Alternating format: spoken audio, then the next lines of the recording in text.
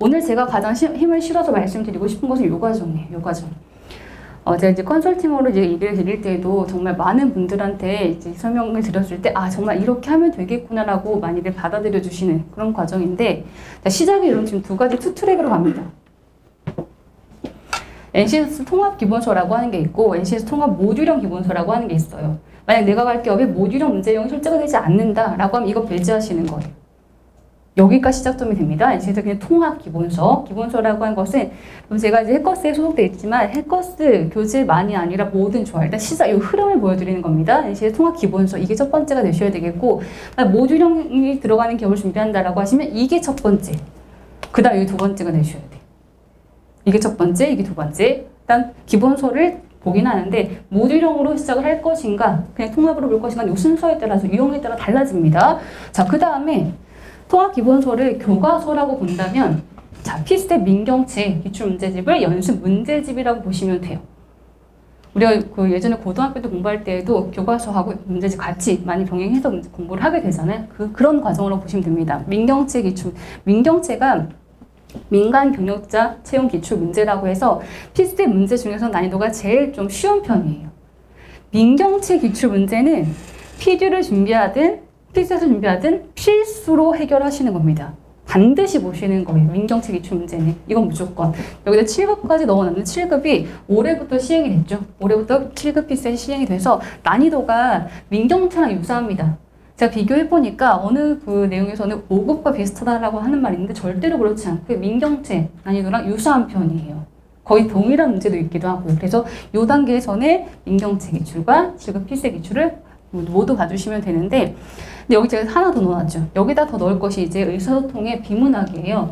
모듈형 문제에 지금 모듈형을 준비를 하시는 경우에는 이 과정에 이거 더 추가로 넣어주셔야 돼요. 추리 또는 의사소통의 비문학 수능 교재 정도까지 여기 추가로 넣어주셔야 됩니다.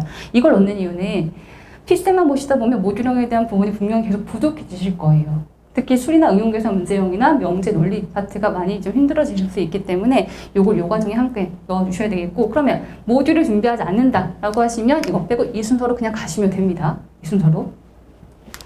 그 다음에 여기 가보시면 이제 주요 영역별 심화교재라고 되어 있죠. 영역별 심화교재라고 하는 것이 이제 민경채하고 피스텝 이제 실급 보시면 그 과정에 그 언자상 있었잖아요. 언어 그리고 자료 해석, 상황 판단. 여기가 의사소통하고 자료 해석하고 그리고 그 수리하고 문제 해결 파트에 대한 공부를 하게 되시는 거예요. 이 부분에서. 근데 특정 영역이 점수가 안 나올 수 있어요. 피스텝 문제 아무리 풀어도 나는 주로 자료 해석이 점수가 안 나온다. 또는 상황 판단에서는 점수가 안 나온다라고 하시면 그 과목을 점수를 높일 수밖에 없는 거죠. 그렇죠? 그래서 여기는 영역별 단과 심화 교재를 한 것씩 따로 보시는 게 필요할 수 있습니다. 여기서 특정 과목에 점수가 안 나옴을 느꼈을 때, 그때 여기서 이제 의, 수, 문 중에서 하나를 골라서 추가로 점수 공부를 좀 보충해 주셔야 되겠죠. 여기서 제가 위에다가 5급 공채 피셋을 넣어놨거든요. 자, 5급 공채 피셋 문제는 무조건적으로 풀라고 얘기 드리지 않습니다. 근데 언제요? 피스탯형 기업을 준비하는 경우, 아까 얘기했던 한국공, 인국공, 한전 또는 한수원 등을 준비하시는 경우, 그때는 여기다가 5급 공채 피스탯 기출 문제까지 함께 넣어주셔야 돼요. 그리고 이 부분하고 요거 두 개는 난이도의 차이가 상당합니다. 체감 난이도가 2배 이상으로 느껴지실 거예요. 지금 민경채나 5급 그 7급 피스탯은 25문항씩 과목당 그리고 시간이 60분 이렇게 그 구성이 된 시험이에요. 난이도도 훨씬 쉬운 편이고, 근데 여기는 문항수가 40문항으로 확대고요. 문제 길이도 거의 2배 이상 됩니다. 계산도 복잡하고. 그래서 이거는 그냥 무조건 하시는 거 아니고 정말 피스탯형 난이도가 높은 기업을 준비하실 때만 추가로 참고하시면 돼요. 이때. 한수원이나 그런 기업을 보시는 경우는 여기다 제가 입법 피스탯까지 보라고 얘기를 드리기도 해요. 입법 피스탯은 5급하고 난이도가 다르진 않아요. 다르진 않는데 우리가 일명 문제 얘기할 때 조금 문제나 조건에 대한 그 해석이, 계산이 약간 지저분하다. 약간의 그런 느낌이 드는 것이 입법 피스탯 쪽이에요. 난이도가 어렵진 않지만 비슷한데 계산을 좀 더 많이 해야 되거나 그리고 조금 문장에 대한 흐름이 조금 더 해석이 많이 필요하거나 정도가 입법 피스탯 문제거든요. 이런 모든 피스탯 문제는 국가고시 공무원 문제이기 때문에 다 다운받으실 수 있습니다. 시중 교재를 꼭 사실 필요는 없어요. 다운받아서 정답지까지 같이 참고하실 수 있는 그런 자료들이에요. 여기서 여기까지 봐주시는 거고, 그 다음 복무가 마지막이에요. 복무가 마지막. 복무는 보통 시험 직전 한 1, 2주 전쯤에 검토용으로 보시는 겁니다. 복무는 절대로 학습용 자료가 될 수 없어요. 복무는 앞부분의 공부가 얼만큼 잘 됐는지를 확인하는 자료일 뿐이에요. 여러분 복무 되게 좋아하시죠? 복무가 딱 시험지처럼 생겨서 공부하기 되게 예뻐 보여요.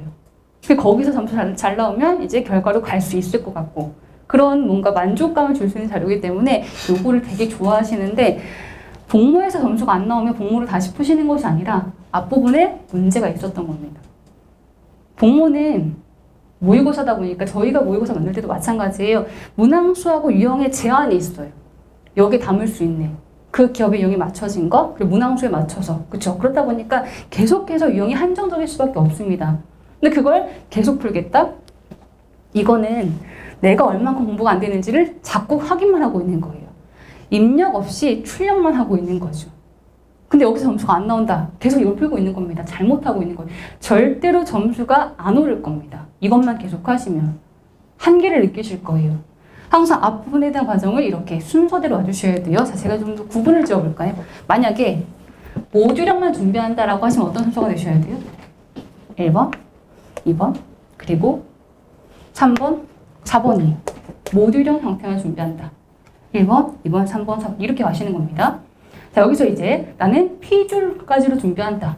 P줄. 그러면 1번, 2번, 3번하고 같이 이거 3번하고 3 다시까지 볼게요. 이렇게 두 개 같이 보시는 거고 그 다음에 4번으로 가시는 거예요. 이게 P줄. P줄. 자, 그 다음에 나는 P스탯 형태의 기업만 준비한다. 라고 하시면 P스탯 형태에서는요. 1번, 2번, 그리고 3번, 3 다시, 그리고 4번. 이렇게 가시는 게 P스탯 형태. P스탯형 기업을 준비하실 때예요. 아까 얘기했지만 여기 모듈형의 수출의 교재에는 추가 뭐가 있으셔야 돼요? 수능 비문학 교재. 비문학 독해 교재가 하나 더 추가가 되셔야 되는 겁니다. 의사소통은 여러분들이 이런 생각을 많이 하실 수 있어요. 의사소통 문제는 한글로 돼 있고 읽을 수 있고 보면 풀 수 있을 것 같고 라고 해서 여기를 많이 간과하고 넘어가시는 경우들이 많이 있거든요. 할 수 있을 것 같아서. 그런데 의사소통이 할 수 있는 게 아니라 되게 잘해야 돼요. 의사소통을. 독해에서 시간을 확 단축하고 덜 읽고 문제를 풀 수 있을 정도까지 되어야만 우리 뭐 구조 독해라는 말도 쓰고 배경 지식을 갖고 문제 푼다는 말도 많이 쓰잖아요. 그만큼 될 수 있어야만 수리나 문제 해결, 자원 관리에 시간을 투자할 만한 여유가 생기는 겁니다. 의사소통 그냥 적당히가 아니라 꽤 잘해야 돼요. 그래야 다른 과목이 같이 오를 수가 있는 겁니다. 비문학 독해는 함께 넣어주셔야 되겠고 자, 그리고 여기서 이제 GSA형 문제 유형 형태로 준비한다라고 하시면 그때는 이거 싹 지워볼게요. 요거 1번이고 그리고 2번이고 그 다음에 여기다가 그 대기업 기본서 넣어주셔야 돼요. 대기업 형태, 대기업 인적성 교재 거기다가 이제 3번까지.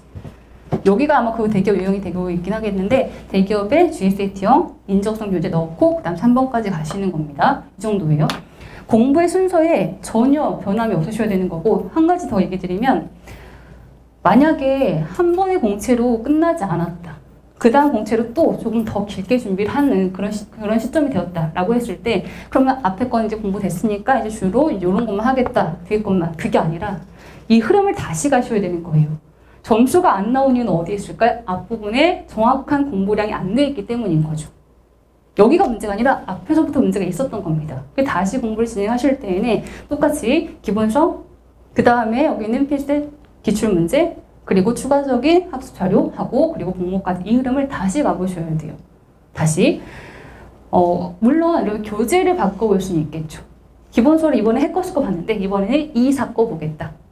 W 사거 보겠다. 이런 건 좋습니다. 그렇지만 흐름은 바뀜이 없어야 된다는 겁니다. 이 흐름은